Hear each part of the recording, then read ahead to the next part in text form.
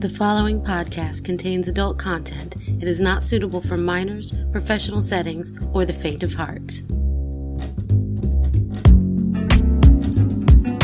The stories you're about to hear are recorded live at Petra's in the historic Plaza Midwood, Charlotte, North Carolina.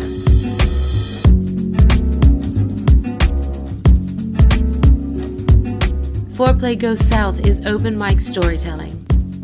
Hosted monthly by Metanoia, attendees share their intimate, sultry, salacious tales.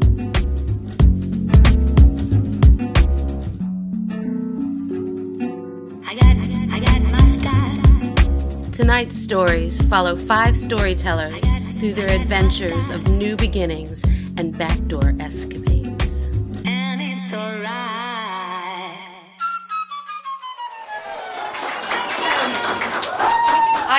I actually had this story at the last Foreplay on St. Patrick's Day, I think, last year. And I was like, all right, yeah, I'm going to have the balls to do it the next one. And then world pandemic, fuck it all up. But this is the story about how I lost a butt plug and a dom's ass. Yeah, oh yeah. So this man and I want to say it was Tinder that we were talking back and forth on, and he just asked me, what are you into? And I was like, well, if I'm being honest, I kind of like putting it in a guy's butt, you know, just a little bit of that control. And I'm like, you come harder, so come on, like, what's the problem? And he's like, I don't know, like, that's really unmasculine. And I'm like, all right, dude, I'm not asking for it, I'm just saying I like it. So we keep talking, and we're planning a session where he's going to come over and fuck me in, you know, all the good stuff. And he keeps asking me, he's like, now, do you really want to play with my ass? And I'm like, yeah, but, like, I don't want to, like, don't make this a thing. Like, if you're uncomfortable with it, you've also, he's expressed to me, never, not a finger, not a pinky, not nothing, not even doing anything to his own ass. So this man, 20 minutes before he pulls up to my house, says, I want you to pull out a toy for me to put in. And I said, okay. So I pull out my toys that I use, and I have my little plugs to the side. And he's like, I want that. And I'm like, I think that's going to bend. I don't know. I need something longer that has like a stopper. I've never put something inside of someone else that doesn't have a stopper. And he's like, no, it's fine. Oh, wait, no. So he gets there. This man's smelling like some dank ass weed, and I'm like, fuck yes, I'm gonna get the smoke up and fuck this man's ass. Great day. So I get face fucked. He's like doing it all to me, and he's like, all right, I want you to put a little bit in. And so I play with it a little bit. We do it a little. He comes super hard. He's like, oh my god, that's the best cum I've ever had. And I'm like, I fucking know, bitch. That's why I fucking told you. And I'm just saying, all right, yeah, cool. So we go out back, hanging out with my dog, smoking a blunt, and then he's like, I think I want to do that again. And I'm like, all right, yeah, let's do it, but if you want to, I need to use like my real, it's a small dildo, but I need to use the actual dildo, not the toy, because it gets a little, you know, wet down there, if you're doing it right. And so we go upstairs and we're having a good time, and he's like, oh yeah, and he starts to like shove my hand further in, and I'm like, no, and he's like, yeah. And then so like, great sex, get face fucked, love it, you know, all the good stuff. And then I'm starting to clean up. He's about to go home, and I'm like, yo, where's my plug? And the only reason I'm worried is I'm like, all right, I have a dog. He's gonna find that shit, and then I'm gonna wake up to him licking some man's asshole butt plug, and I don't want that licking my face when I first wake up in the morning. So I'm like, I also, during this fucking, had thrown my glasses aside, blind as a bat. So I'm crawling on the floor being like, this bitch gotta be somewhere. And then joking like, ha, what if Leo took it? Oh my god. And then I'm like, you don't think it's still in you, right? And he's like, I don't feel it. And I'm like, wouldn't you know if there's still something inside of your ass if you've never even had a pinky in there? He's like, I don't know. So I convinced this man to get on the toilet and try to, he's like, oh my god, no, I feel it, but I can't get it out. So my strong ass self, being a nurse's daughter, says, all right, Leo, get out of the room. I shut the door, and I make him get on all fours while I dig inside there and pull that shit out. That poor man. He was like, would it have been better or less embarrassing to go to the hospital? And I was like, I don't know, dude, because he lost it as soon as I took it out. Because, there's little stuff on it. He was like, oh, that was in me? And I'm like, bruh, that's nothing. Don't do that. So we're smoking and talking afterward, and he's like, haha, so funny. Then, out of nowhere, he goes home. I'm like, oh, super sorry, that was awkward. That sucks. Don't know to tell you. It never happened to me. Told you not to use the little plug. But we didn't listen to me. And he stops talking to me for about 6 months. Didn't hear anything. And then about every 3 months for the past 6 months, this man has hit me up asking me to please have a session with me again. And I just think it's hilarious because his reasoning for the last time that he couldn't hang out was he was moving. So yeah, that's the story of how I lost Amanda.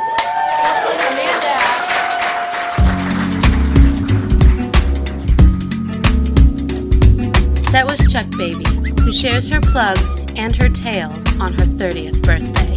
I got muscat. Our next storyteller navigates kink in her budding relationship. And it's alright. It feels like my first time all over again. I feel very nervous about this. But this is an origin story. It's a story about how you know when it's the real thing. Very serious business. So about 18 months ago, I'm single. And I'm, doing the online dating thing. It's just slightly pre-pandemic before it's happening. And I don't know if any of you here have had this experience, but when you're single and you're trying to do the online dating thing,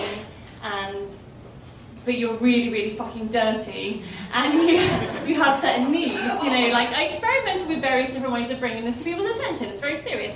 Like, sometimes I would wait a couple of dates and see if I liked the person, and then I would try and work it into the conversation, and sometimes I would just hit them with it up front. So, with varying degrees of success, I kind of went back and kept trying. So, this time, I'm in one of my really upfront moods, so we have a couple of hours of texting conversation, everything's going really well, and I'm like, listen, so just before, you seem cool, so I just need to let you know a few things, and I, sort of, not in a fairly scientific manner, not to turn the conversation into a bunch of sexting, this is the kind of stuff I'm into, and he was okay with it, so we kept going. So we go out a few more times, everything's going really nicely.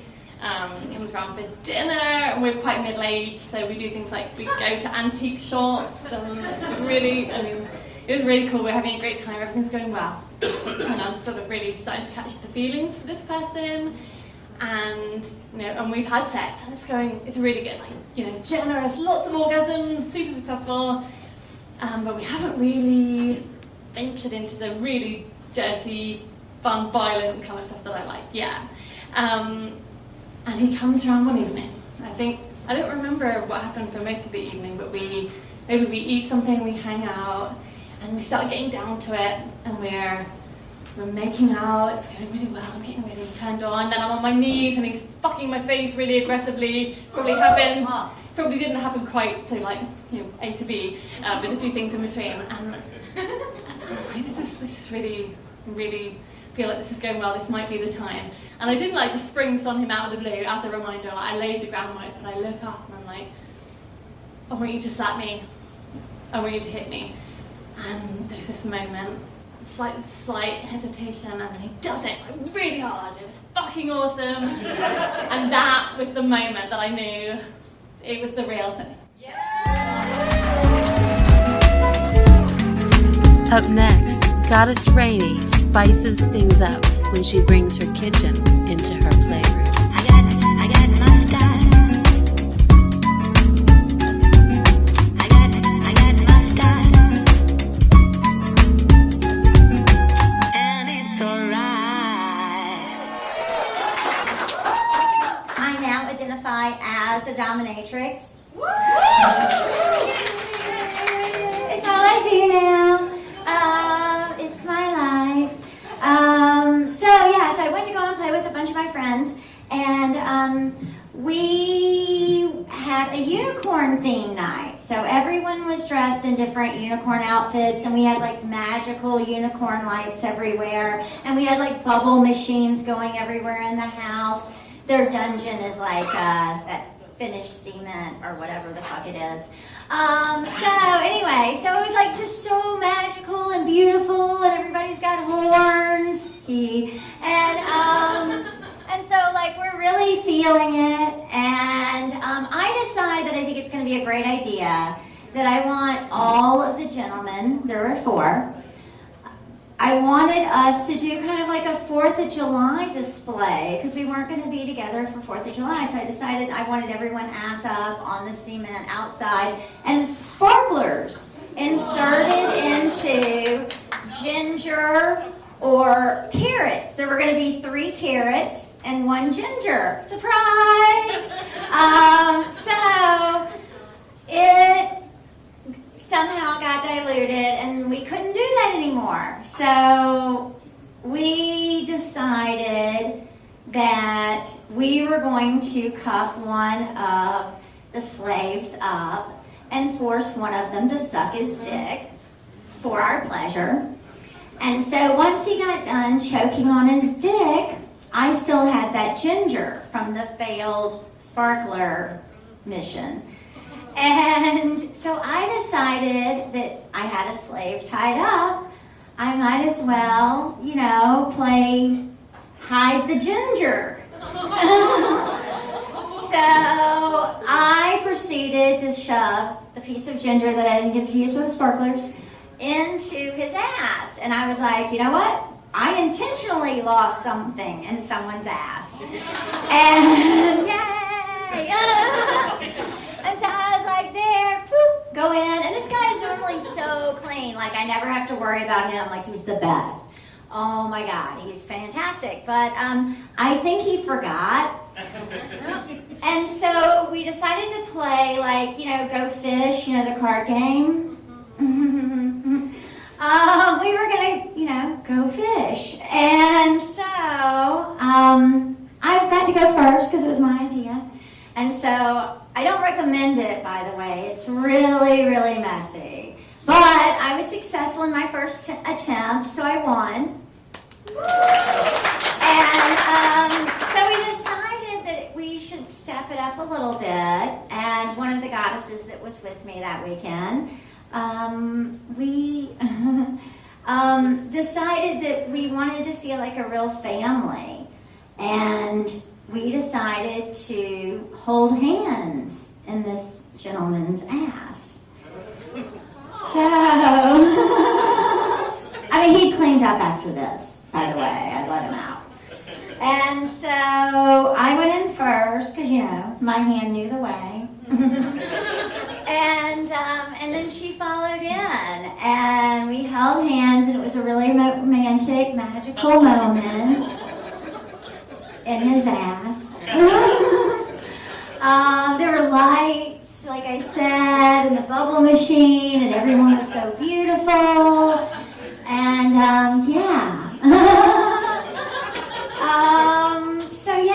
so I intentionally lost something in someone's ass. It happens all the time. Like, if you don't have a good base on that shit, it's gone. Yeah, gone.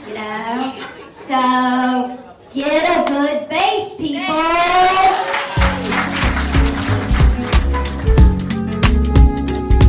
In this next segment, Sparky explores confidence, empowerment, and beautiful booties.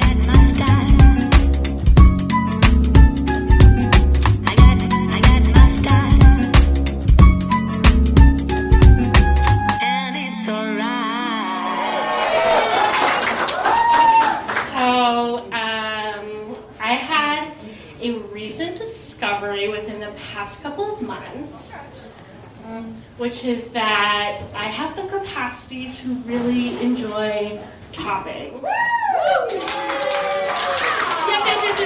Yes. Okay. So the notion sort of came on me a couple months ago. Me and some of my friends were hanging out, watching Bachelorette, as you do. Watch her make some bad decisions, as always. And a bunch of us were, I think, one of our girlfriends had gotten some latex dresses, so it was like a little bit of a show and tell. And I was like, oh my god, I want a latex dress, but not one that like goes all the way down. I would love like a fit and flitter, you know? Yes. Fit and flitter, everybody. Fit and flitter for everybody, okay? So I go to Etsy, I find this girl in Lithuania, this adorable halter, like fit and flare dress. It's like a halter, a little band under the bust, and then it goes out. And it's like, you look like a little majorette. It's really cute. So I'm like, ooh, I'd love to order that. And then our friend recently moved to Atlanta and was talking about the Dogenettes there, 1763, very, very cool. And we were all gonna go and help her unpack her boxes and get her shit together. And then maybe also like go to this donut and like have some fun. And it's like I don't really necessarily have a desire to bottom for anyone else than my partner Biscuit. I am very much in love with. It's our 3-year anniversary. Love you very much. Yes! Adorable and crazy. Because I'm like the biggest slut, but now it's just concentrated. So everyone, wish him luck for the rest of our lives. But I'm just like so finely attuned to Biscuit that like if I'm hiccuping and he tells me in like a very firm voice to just stop, then like I do. That's crazy. So I don't necessarily, even for a scene, which I don't necessarily consider sexual, I can separate it a little bit. I don't really like want to be hit by anybody else, you know? I just want to get swats from my true love. But I'm thinking maybe we could play around on the other side.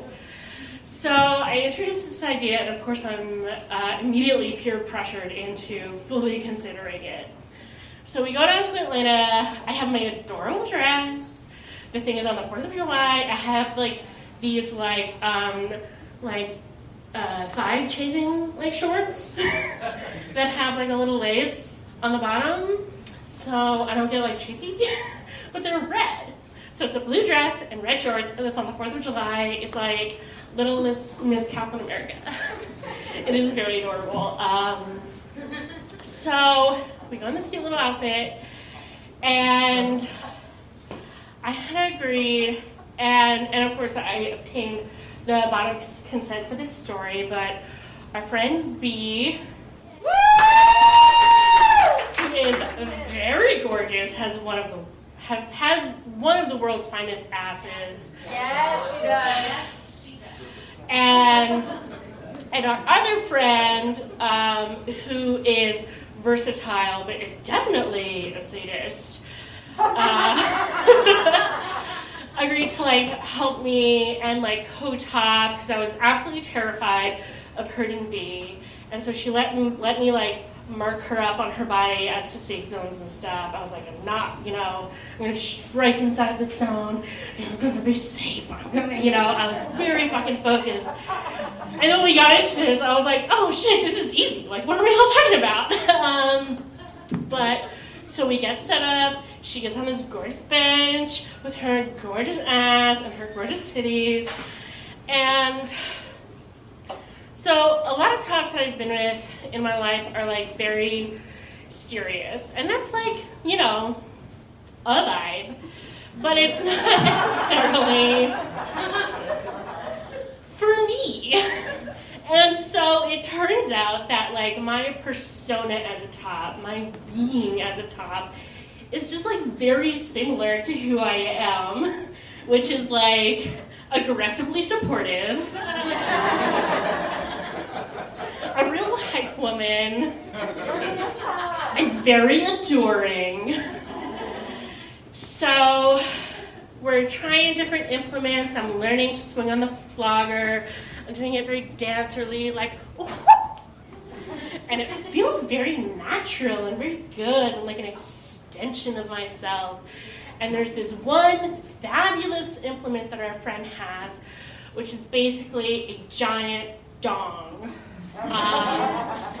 in a sock. And of course, as a bottom, and similar to be a thuddy bottom, I try things on myself. I know what they feel like. And so I know that this dong actually is a fabulous thuddy implement. Like, it's not just a gag, it feels really, really good.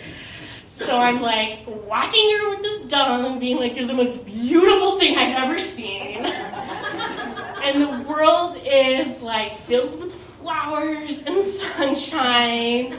And I'm like, wow, this is like a whole other side of myself. And so there's a part where my coat top is down at her ass, and I'm at her head, and I'm just cradling her head into my titties, which look very good, as always. I'm just cradling her head into my titties, and I'm like, you're so good. You're so pretty. I love you so fucking much. I just like having a total blast. So, it turns out that is like a part of myself that I would like to explore more. Yay! And I had a really good time. And I think it's just because being a top takes a lot of confidence. And I'm just so secure in my life, in my relationship, and who I am, that I can like do that. Be like, yeah, I know what you want. It's this! And let me tell you, bottoms, it is what you want. I do know. So thank you, Petrus.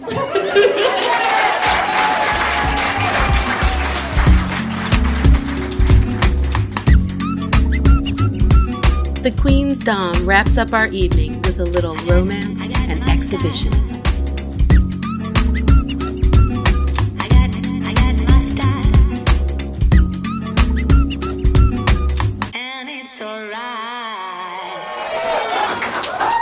This will be about the first time that I had the opportunity of anal sex, since that seems to be the theme for tonight, with my girlfriend. And she had expressed to me early on in our relationship that she did, in fact, enjoy that. So I'm like, yes, this is it. Perfect, thank you. So we go to our first lifestyle event, which is very vanilla. It was I think it was like a brunch or a munch or something. It was an Old Mech brewery, and we had a great time. You know, I picked out what she was supposed to wear that night. I told her that she was supposed to wear a certain plug that night, the whole night. So it was my favorite one. It was the one with the red heart. Oh. Yeah, I'm a romantic. So she's wearing that the whole night, and we're just sitting there eating schnitzelwieners or sausages or whatever, and pretzels, and we're hanging out with people like you guys, you kinky fuckers. And we're really enjoying it. This is her first experience ever, like her first lifestyle event, period. And everybody's talking about the Lush toys and controlling it from their phone and plug. We have one now. So we have quite a bit of fun at this event. And so the whole... So we end the event. It's fantastic. We go back home, and of course, you know, we're aroused. We're having a great time. It was a great experience. It was very positive, very forward. So we get home, we get into the parking garage, and I always like to park in the basement for more reasons than just one. But the place that I like to park is right where everybody comes into the basement of the parking garage. And that doesn't seem to stop us at all. And so she kind of just gives me that look, and I give her the look back, and then all of a sudden we're on somebody's spare tire that's on the back of their SUV, and she's propped up, and her heels are against the concrete, and this is actually happening. I'm so excited. And people are like coming in the garage, and then these fat boy dudes hop out of their BMW, and they like see us, and they're like walking over, and they're like, oh, I think I can see something going on. It's like, they browse around and they just like nonchalantly try to pretend like they're not looking at us the whole time. So this whole thing is going on, and we get back on the hood of my car, and she's got the plug in this whole time, which is very difficult for her to keep in, from what I understand. And it falls out, and I'm like, this is my moment. She's not gonna know.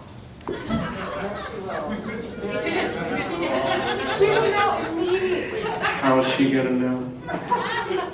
So it falls out. I'm like, it's fine. So I go down, I pick it up, and I've already properly lubricated everything before entry. And so she thinks that I'm putting the plug back in. And instead I go in and I see her reaction, and so I stop. And I just wait. And I get the approval. So I go for it. Not rapidly, just like the way that you're supposed to do this, for your very first time. It's sensual. It's intimate. Did I what? Because I'm romantic. Because I also want to do it again.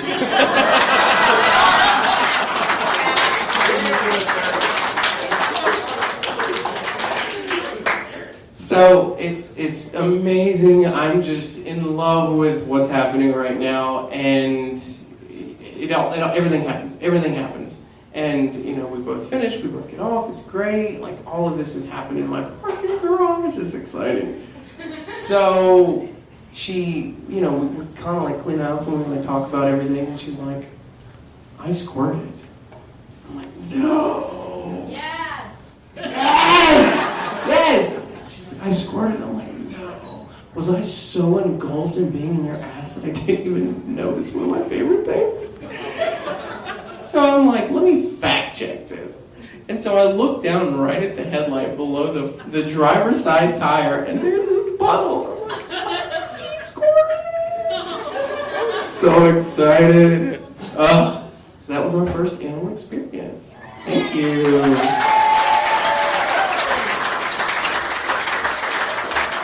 It was a pleasure finishing you guys off for the night, by the way. Thank you.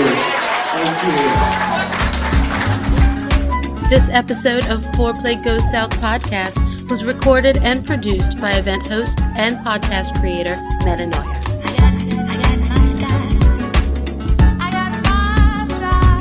These stories are recorded live every third Tuesday of the month at Petra's in Charlotte, North Carolina.